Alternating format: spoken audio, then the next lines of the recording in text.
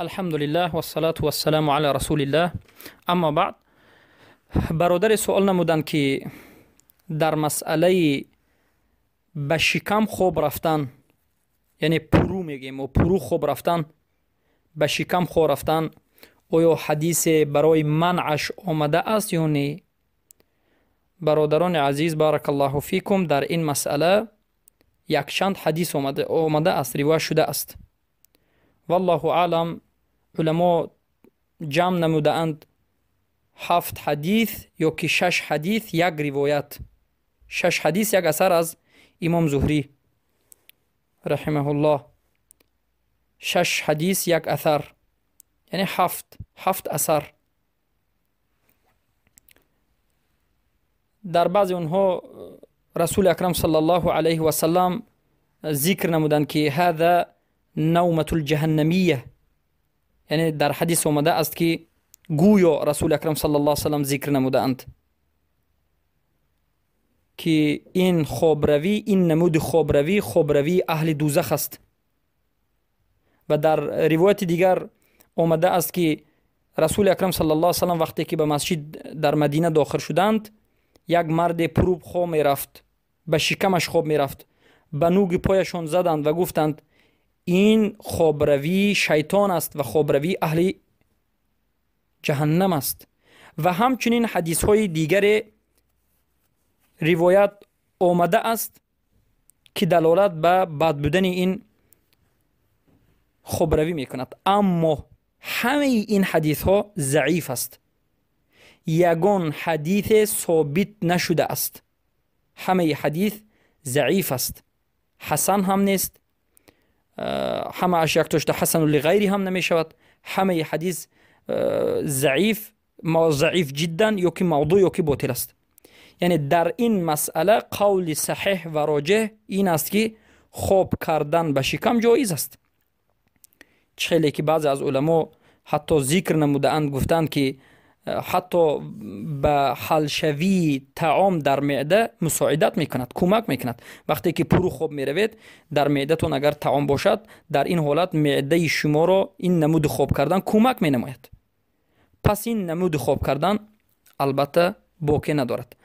اما در مسئله خواب کردن، برادران و خواهران عزیزم، یک چیز را بدانید که سنت رسول اکرم صلی الله علیه و سلم البته خواب کردن به طرف راست است، طرف چپ به بالا به طرف راست خواب میکردند.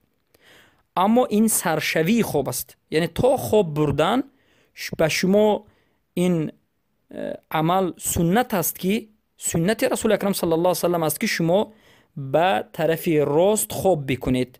اما وقتی که خواب شما برد و بعد از خواب بردن اختیار بنده از دست می رود، شما تغییر یافتید، به پشت خواب می روید، به پیش خواب می روید، چی نموده که خواب می روید، در این حالت به شما هیچ مسئولیتی نیست، هیچ باکی نداره، چرا که شما خواب هستید و روح شما از شما بیرون شده است. برای همین رسول اکرم صلی الله علیه و سلم میگویند که در مسئله خواب، در حالت خواب بودن، قلم از بنده برداشته شده است.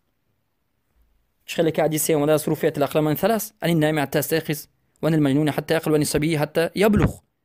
قلم یعنی نوشته می ایستادگی فرشته که قلم که در دو کتف شما هستند، در 3 حالت این قلم کار نمی کند، هیچ چیزی نمی نوشد. در حالت خواب کردن، در حالت خواب نمودن، در حالتی کسی اگر مجنون باشد، و برای کودک ها تا به سن بلاغت رسیدن، برای اونها عقاب نوشته نمی شود. اما حدیث اومده است که برای کودک ها ثواب نوشته می شود. اگر مثلا کودک به حج رود، تا سن بلاغت اگر حج بکند، عمره بکند، قرائت تلاوت بکند، ذکر بکند، نماز خواند، ثواب دارد، اما گناهش نوشته نمی شود. بارک الله فیکم. پس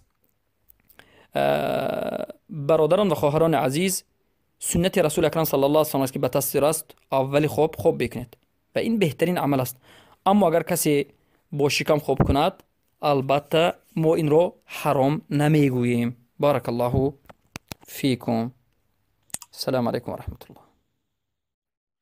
الحمد لله و الصلاة و السلام علی رسول الله.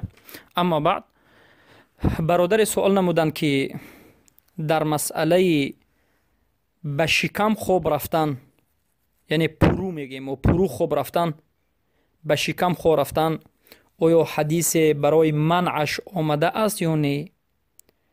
برادران عزیز بارک الله فیکم، در این مسئله یک چند حدیث آمده است، روایت شده است. والله اعلم علما جمع نموده اند 7 حدیث یا که 6 حدیث یک روایت، 6 حدیث یک اثر از امام زهری رحمه الله، 6 حدیث یک اثر، یعنی 7 اثر. در بعض اونها رسول اکرم صلی الله علیه و سلم ذکر نمودند که هذا نومة الجهنمیه، یعنی در حدیث آمده است که گویا رسول اکرم صلی الله علیه و سلم ذکر نموده اند که این خوابروی، این نمود خوابروی اهل دوزخ است. و در روایت دیگر آمده است که رسول اکرم صلی الله علیه و سلم وقتی که به مسجد در مدینه داخل شدند، یک مرد پروب خواب می رفت، به شکمش خواب می رفت، به نوک پایشان زدند و گفتند این خوابروی شیطان است و خوابروی اهل جهنم است. و همچنین حدیث های دیگر روایت آمده است که دلالت به بد بودن این خوابروی می کند، اما همه این حدیث ها ضعیف است، یگان حدیث ثابت نشده است. همه حدیث ضعیف است، حسن هم نیست، همه اش یک توشته حسن لغیری هم